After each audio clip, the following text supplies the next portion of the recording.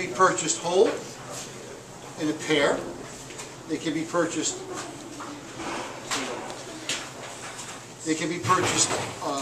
Singly, which would be called as is, which is untrimmed. You can buy them cut in half. You can buy them semi-boneless. You can buy them boneless. Depends on what you want, what your specification is for the recipe that you're working on. The next primal up is your loin section. Okay, yesterday we talked about the last lamb chop. Okay, well, this is where they would come from, right in this area here. The tenderloin muscle is the exact same shape as any other carcass. It starts large and goes down smaller. And finishes down to nothing. Your third primal, coming from the back forward, is your rib primal or your rack. Okay? And then, of course, up front we have our chuck or neck. Let's just call it a chuck. Okay, square cut chuck. Here we have our neck. All right, so I'm going to first break it down into its primals, and then we'll go from there. An inspection process for quality, we always look on the inside of the carcass. Here we have a goodie bag, got the heart, liver, and then generally the kidneys are always left in.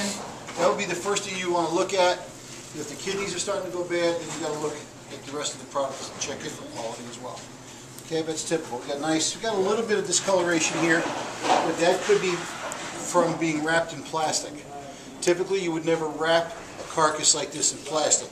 You would either leave it exposed or wrap it with cheesecloth. Okay, plastic is not your friend when it comes to storing carcasses. They have to be able to breathe. All right. Remember the term we had yesterday, tip of the hip? Yeah. We talked about that? Well, I'm feeling for the tip of the hip, and that's where I'm going to remove the leg section from. Market forms would be your foreshank, the breast, the neck. We could say hind shank, but let's just stick with foreshanks. Okay.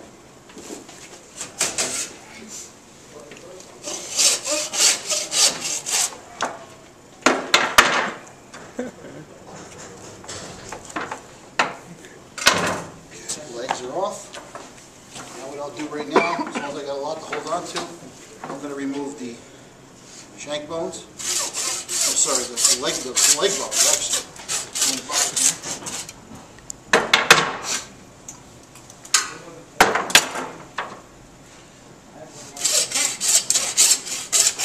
Ryback team, this animal has not been weighed yet. We have to weigh this in its entirety. Okay? Okay, then we're going to come in the middle. Let me get another weapon.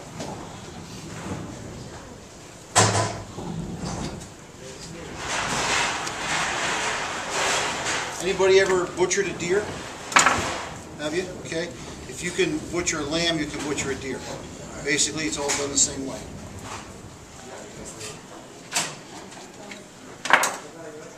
Butchered 3 of them last night. Now, the object here is to split right down the middle. Just like yesterday with the pork loin, you want to make sure that you get as close to the center as you can, so that one person doesn't get all the feather bone and one person doesn't get any. All right, so hold it down.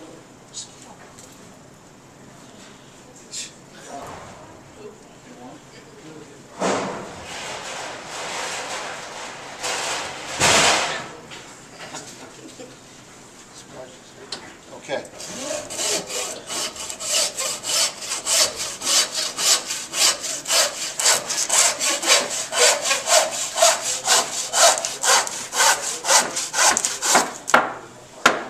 How do I know if I got a good split? If you look at these legs, I got spinal cord tissue on both sides. If I had spinal cord tissue only on one side, not the other, or if you couldn't see it at all and the whole spinal cord channel was here, that would be a poor split.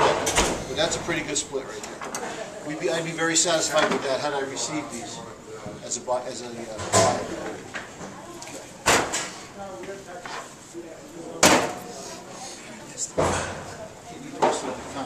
Yes, sir. You're leaving at 2, yes? 2. Yes, sir. For like 35, 40 minutes. Yes, sir. Okay, now, next thing I'm going to do is from now. I'm going to do the, anybody here old enough to have been married and divorced? Yeah. Okay. Okay, what do I call this, Ken? This is the ex-wife. Yes. Okay? It's a separation agreement. Yeah. She got the elevator, I got the shaft. It's a terrible thing to say. Okay? Yeah, we just said it. Okay. Nice neck meat. What can we use this for, James? Still? Braise, I guess, I don't know. Okay. Would I do it bone in or boneless? Can you do it both and just tie around it? Saratoga steaks are there? Saratoga steaks from the neck? Yes, you can. How about if we take it all down, we run it on the bandsaw, we'll cut into sections, and we'll cook it bone-in stew meat. A lot of lamb is done bone-in stew. Stew lamb is done with the bone-in. Okay, you can see it's a pretty meaty animal. We cut part of the foreshank off.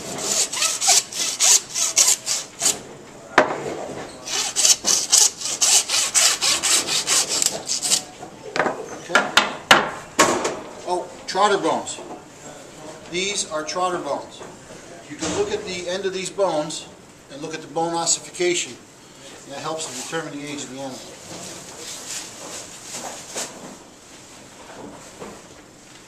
Only because I have to leave in a couple minutes.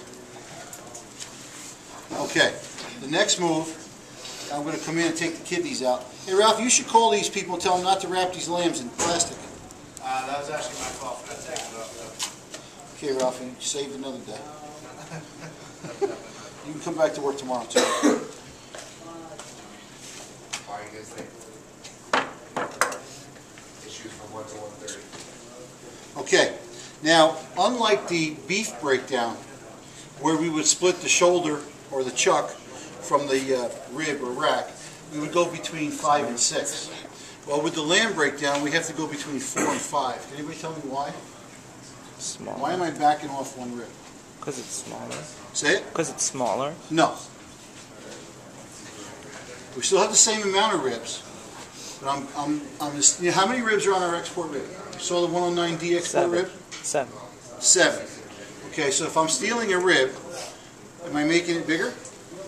No. Yes, I am. I'm stealing a rib from the chuck side to make my rack larger. So how many ribs am I adding? 8. I'm adding 1, which is the 8th rib. Why do I want 8 ribs on the rack? So you have 2, 4 bone rack? That's correct. Because we wouldn't want 3 2s and a 1, right?